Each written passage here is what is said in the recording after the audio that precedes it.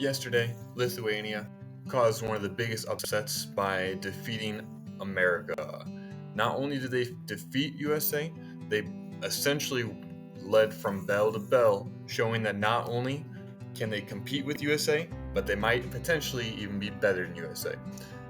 That being said, we're going to look at 3 plays in particular that I think show why Lithuania had such a good chance of beating USA yesterday, and discuss whether I think it could or will potentially occur again. Okay, the first thing we're looking at is this early in the game. Score is still 4-4. Lithuania is bringing the ball up in transition. We're going to see a high ball screen set, and we're watching number 12. We're watching Josh Hart and what he does on this play. So we can see aggressively, as soon as this is set, Josh Hart is already at the free line. We call this like being at the nail. This is like essentially an exemplar of like really aggressive pack line defense. This is something you don't see very often in the NBA or in Fiba because it requires Josh Hart to be so far off of this shooter over here. So essentially Josh Hart helps over on the drive. Maybe this was part of the game plan. They were allowing 3-pointers. They were not worried about it. I don't know. But so he's not able to close out. Lithuania gets a clean look, and that knocks down their first of 9 threes in a row. But this pack line defense, or this being at the nail, I'm assuming is something that they talked about as a coaching staff beforehand, and something they'll probably adjust. I think that's obviously an easy fix going into the next game. So first off, we're looking at the semi transition. So the first thing to notice is United States is semi-miscommunicating early. They're a little bit unsure who's on who. Paulo Banchero in particular is who we're looking at. He picks up the ball ultimately because he's not sure if anyone else is going to. Okay, so then ball screen comes up, and we see a Spain pick and roll, which is when the screen gets set on the person who's getting screened. So Walker Kessler is guarding the guy who's screening Banchero. And 22 right here is setting a screen on Kessler, and the goal is to cause confusion, essentially to who is the help versus who is staying with number 22, who's going to pop out behind the arc right here. Okay, so Anthony Edwards, he's the only defender there, so he has to be some form of help. And Walker Kessler's like, oh, I'm a post player, I'm a big, I got to be able to help too.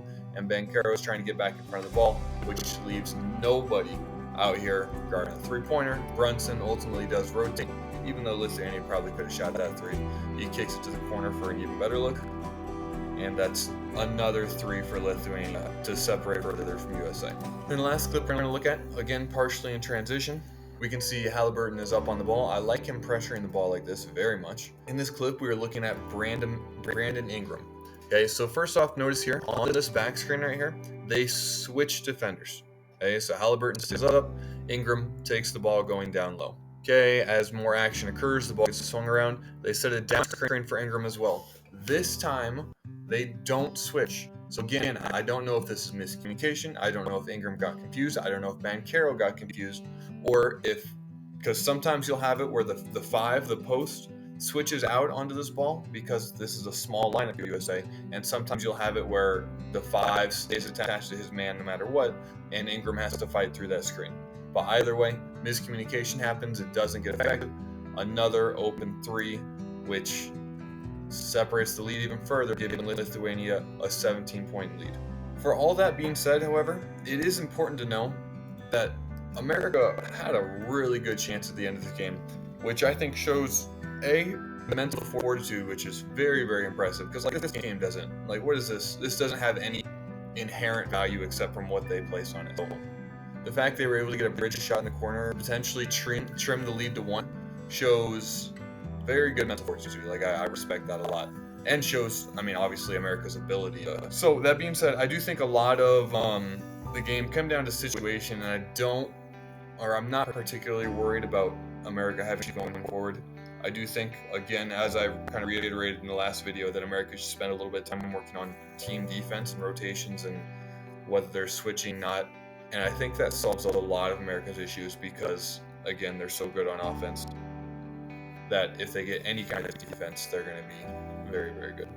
So, curious what you think. If you enjoyed this video, feel free to like and subscribe, and have a great rest of your day.